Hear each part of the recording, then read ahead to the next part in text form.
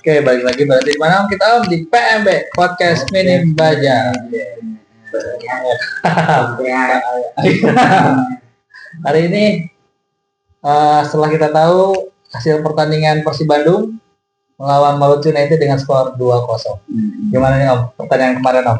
Pertandingan kemarin benar-benar menarik banget ya untuk disaksikan bahwa akhirnya Persib Bandung bisa untuk membalaskan dendamnya di pertandingan sebelumnya di Maluku United ya, kita kalah 2-0 dan kemudian sekarang kita bisa membalaskan dendam itu dengan skor yang sama 2-0 juga ya. Okay. Ya berarti untuk agregat kita sudah 2-2 nih ternyata.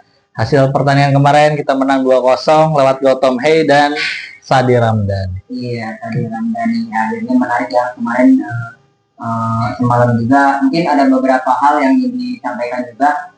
Yang di awal kita sudah bahas bahwa untuk line up sendiri, prediksi yang squad yang akan diturunkan di pertandingan Persib melawan Maluku itu 4 back sejajar adalah pertama yang main itu adalah Putros di kanan, kemudian di tengahnya itu berdua adalah Matrikardi dengan Julio Cesar yang dimainkan bersamaan, dan di kirinya diisi oleh Barba ya. Nah dari situlah pertandingan semalam itu benar-benar milik Persib ibaratnya, karena di pertahanan semalam itu benar-benar solid banget ya, memainkan 4 back asing sekaligus, itu membuat lini belakang benar-benar kokoh ya, diisi oleh Barba, kemudian Matrikardi dan Julio Cesar, kemudian Putros, itu membuat lini belakang benar-benar solid, sama sekali tidak tersentuh atau bisa diterobos oleh lini serang yang di sana ada diisi David da Silva, kemudian Ciro Alves, itu tidak berkutik sama sekali. Iya, terlebih lagi Maluku United ini kehilangan duo Sayuri, jadi sehingga Ciro dan David da Silva tidak bisa bermain maksimal, dan kemarin itu benar-benar bubuk lah Ciro dan Nah, ada yang menarik dari pertandingan kemarin adalah terkait dari line up U23-nya, kita menggunakan Robby Darwish dipasang menjadi sayap kanan. Gimana ini Om? Nah, menarik ya. Awalnya itu kan biasanya Coach Bojan itu memasangkan usia 23-nya itu yang biasa dimainkan adalah Kakang Widianto. Kenapa Kakang tidak dipasang? Pertama mungkin ini kebutuhan taktik juga, dan selain itu juga bahwa Kakang baru saja melangsungkan pernikahan. Karena kawin sih Kakang itu ibaratnya pengantin anyar, pengantin anyar mantap maka main pelan gitu ya. Jadi yang dipasangkan langsung 4 back asingnya, kemudian untuk slot 2-3-nya itu memainkan Robby Darwish ya. Robby Darwish dimainkan di sayap sebelah kanan yang biasa diisi oleh Bertinho. Iya, saya juga sedikit kaget melihat line up pemain kemarin. Robby Darwish ada di depan. Robby Darwish, Baros, lalu ada Beckham Saputra. Itu untuk pemain di lini depannya. Lini tengahnya sendiri Aliano, Tom Hey dan Adam Ali sudah seperti biasa, itu kuat banget. Gimana nih penampilan dari lini tengah Persib Bandung kemarin Om? Untuk pemain lini tengah benar-benar solid juga ya. Akhirnya Tom Haye diduetkan dengan Eliano dan Adam Alis. Kemudian yang sangat solid adalah permainan dari Eliano. Terbukti sebetulnya beberapa intercept dari Eliano, bocah satu ini benar-benar tidak ada lelahnya ya. Dia selalu mengisi kekosongan setiap lini. Ketika tim Malut memulai serangan, dia langsung intercept dari pertama ya. Akhirnya Malut juga dikunci lini tengahnya, mereka tidak bisa sama sekali untuk memberikan suplai-suplai ke depan dari Ciro ataupun ke DDS. Akhirnya DDS dan Ciro lebih condong untuk meminta bola ke lini tengah dari Maluku United kayak gitu. Kemudian ada beberapa momen juga Eliano selalu terlibat ketika Maluku United melakukan serangan balik, dia langsung intercept atau memutus serangan dari Maluku United itu. Pokoknya kalau misalkan kita main pakai Eliano, seperti kita tuh pakai no drop, selalu menutup yang bocor. Eliano itu selalu untuk menutup ruang-ruang kosong yang ditinggalkan oleh pemain pada saat mereka sedang membantu serangan atau yang telat untuk membantu pertahanan, seperti itu. Kemarin itu gol pertama lahir dari kaki Tom Hey lewat skema umpan dari Beckham Putra yang terjadi pelanggaran terhadap Robby Darwish. Gimana Om komentarnya? Nah, itu terjadi sebelumnya adalah dari umpan-umpan dari Beckham. Kita semua tahu lah bahwa Beckham Putra mempunyai umpan-umpan yang dari sisi kiri langsung mengarah ke jantung pertahanan dari Maluku United, dan di sana sebetulnya awalnya adalah memberikan crossing kepada Barros ya, tapi karena umpan terlalu kencang akhirnya lewat dari Barros. Sebetulnya bola itu sudah mengarah ke Robbie Darwin. Nah, Robbie Darwin itu sudah mulai ibaratnya mau menyongsong bola tersebut. Nah, si pemain Malut itu sudah ketinggalan satu langkah. Mau tidak mau akhirnya yang namanya sedang berlari dengan kecepatan tinggi, kasaran mah kadu paksa dia pasti jatuh. Nah, kontak terjadi body kontak. Body kontak sedikit pun pasti jatuh, dan akhirnya itu wasit sampai melakukan checking VAR dan ternyata memang ada sentuhan di kotak penalti dan membuatkan penalti ya untuk Persib Bandung. Dan awalnya untuk eksekusi penalti saya agak ragu juga tuh. Ya, biasanya yang ujung kan? Iya, karena biasanya kan yang namanya Persib dikasih penalti untuk eksekusinya kurang meyakinkan. Ya. Yang sudah kan ada beberapa pemain seperti Macro, kemudian Barros juga sempat gagal dari eksekusi penalti, tapi dengan pengalaman dan mental dari seorang Tom Hai ya, bisa membuat Persib Bandung akhirnya mencetak gol lewat titik penalti. Nah, di situ juga mungkin untuk gol keduanya dari Tom Hai untuk ya, itu merupakan menjadi koleksi gol kedua Tom Hai di Liga Super Indonesia. Setelah itu ada yang menarik juga di pertandingan kemarin adalah peran dari Julio Cesar yang mengalami cedera digantikan oleh Alfredo Dewangga. Gimana permainan dari Alfredo Dewangga ini? Dewangga malam menggantikan Cesar yang cedera hamstring ya. Kemarin itu ditarik karena cedera, akhirnya Dewangga dimainkan. Itu menarik buat saya karena ketika Dewangga masuk otomatis untuk sisi back kiri itu akan diserahkan kepada Dewangga, dan si Barba lebih ke tengah untuk menggantikan posisi dari Julio Cesar. Nah, Dewangga juga benar-benar main atraktif ya, simple, keren, dan beberapa momen Dewangga hampir membuat diri pertahanan selamat dari kebobolan. Ada satu momen ketika lolos dari sebelah kiri, si pemain Malut itu memberikan crossing dan dihalau oleh Teja ya. Itu ada beberapa momen Teja melakukan save yang benar-benar mahal itu.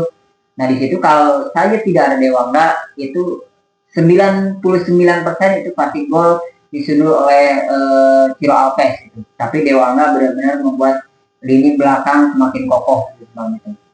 Ya, untuk saat kita sudah tahu skornya 2-0 berarti di lini belakang itu tidak terjadi masalah. Dengan skor 2-0 juga berarti di lini depan juga tidak terjadi masalah. Sadi Ramdhani baru masuk langsung cetak gol. Nah, itu benar-benar Sadi Ramdhani milik. Nah, ibaratnya gitu, kalau milik mah tidak akan kemana. Nah, itulah Sadi Ramdhani ya.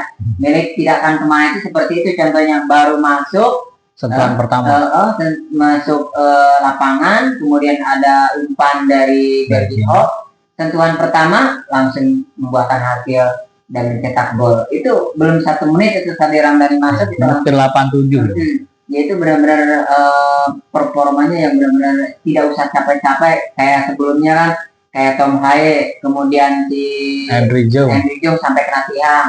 Tapi Sadi Ramdhani kalau udah rezekinya dapat soloran dari Bergino langsung mencetak gol. Keren banget Sadi Ramdhani. Itu tapi semalam juga jadi kredit untuk Bergino. Bergino bermain bagus, dia mengorbankan ininya lebih ke untuk sebagai seorang memberikan asis terhadap dia memberi ruang terhadap para pemain sayap itu. Betul. Nah, Bergino awalnya kan seperti kasusnya di Ramon Marsilio yang out. Nah, itu Bergino awalnya kan diragukan ya, tapi semakin kesini penampilannya dan performanya semakin baik, dan kemudian Coach Bojan juga mungkin ibaratnya bisa memberikan bahwa Bergino itu meyakinkan bisa bermain secara kolektif dan secara tim. Awalnya kan lebih ke individu dari beberapa pertandingan awal. Akhirnya Bergino bisa melakukan permainan secara kolektif dan bermain baik. Terbukti dia semalam memberikan asis kepada Sadi Ramdhani. Iya. Nah, di pertandingan kemarin itu ada yang ditunggu oleh Boboto, Levin Kurniawan. Nah, tapi belum dimainkan oleh Coach Bojan. Gimana tanggapannya nih? Untuk Levin Kurniawan, Coach Bojan menilai bahwa level kebugaran dan fisik dari Pulau Jawa itu belum memungkinkan untuk dimainkan di pertandingan semalam. Biasanya kan untuk pemain yang mungkin level Pulau Jawa ini sudah lama tidak bermain di klub ya, akhirnya memberikan Coach Bojan itu porsi latihan yang belum belum benar-benar maksimal, karena sebelumnya pertandingan itu kan harus benar-benar level fit yang membutuhkan kebugaran yang cukup. Walaupun saya sempat awalnya sih mengira bahwa Bojan akan memberikan kesempatan bermain itu minimal 5 atau 10 menit sebelum pertandingan atau 15 menit lah ya. Biasanya seperti itu karena tidak langsung bermain, tapi mungkin Coach Bojan mempunyai pertimbangan lain karena mengenai riwayat cedera sebenarnya. Betul. Nah sebenarnya kan dari pertandingan semalam ketika Saldi Ramdhani sudah mencetak gol 2 gol itu kan aman nih, sudah 2 gol dan waktu juga sudah mulai masuk ke waktu injury time, biasanya dimainkan tapi tetap belum bisa dimainkan untuk Jawa. Ya mungkin kita masih harus menunggu apakah dia akan bermain di tanggal 11 melawan Ratchaburi. Kita tunggu saja nanti. Nah, menarik terkait dengan sekarang posisi Persib Bandung. Berarti masih kokoh di puncak klasemen, menduduki peringkat pertama dengan poin 47. Iya, 47, beda selisih dengan beberapa, ibaratnya memberikan jarak semakin jauh dengan posisi kedua klasemen dan kedua dan ketiga. Nah, sementara pertandingan saat ini juga pertandingan Borneo sedang berlangsung ya. Tadi skornya sih masih 1-1. Nah, jika saja misalnya pertandingan Borneo dan Bayangkara ini berakhir imbang, maka itu akan memberikan jarak yang semakin lebar di poin klasemen antara ke-1 dan kedua. Nanti tinggal menunggu pertandingan di hari Minggu nanti, bahwa pertandingan Persija ya, untuk pertandingan hari Minggu itu. Oke. Nah, sebelum kita masuk ke pertandingan berikutnya, kita akan melawan mana nih Om? Nah, nanti Persib Bandung itu untuk sekarang melawan Malaysia United itu next akan Borneo. Ya Borneo. Tahu saya Borneo. Tapi Borneo kan diundur ya. Jadinya untuk pertandingan Borneo itu diundur ke bulan Maret, dikarenakan kan besok itu Persib akan bertanding melawan Ratchaburi di ACL ya tanggal 11. Makanya tadi pagi Persib sudah mulai melakukan latihan lagi. Pemain yang sudah bermain diistirahatkan, hanya recovery. Kemudian pemain yang tidak bermain sudah mulai berlatih. Nah, setelah itu mungkin tanggal berapa akan langsung berangkat ke Thailand untuk melakukan pertandingan dengan Ratchaburi di ACL 2. Nah, untuk Borneo diundur ke bulan Maret, yang seharusnya kan nanti setelah Malut itu melawan next di pekan ke-21 itu dengan Borneo, tapi ditunda. Oke, ada berita terbaru nih terkait dengan Persib Bandung, yaitu sang legenda kembali menjadi masuk ke dalam susunan pemain, Imade Wirawan. Nah, ya menarik dari Imade Wirawan ya. Kemarin itu kan pertandingan Malaysia United dengan Persib itu merupakan penutupan dari bursa transfer ya, bursa transfer. Akhirnya manajemen dan pelatih memasukkan Imade Wirawan sebagai ke skuad line up untuk mengarungi lanjutan Liga 1 ya. Dikarenakan kan Persib itu baru punya kiper 3 dan harus memasukkan 4 jaga gawang.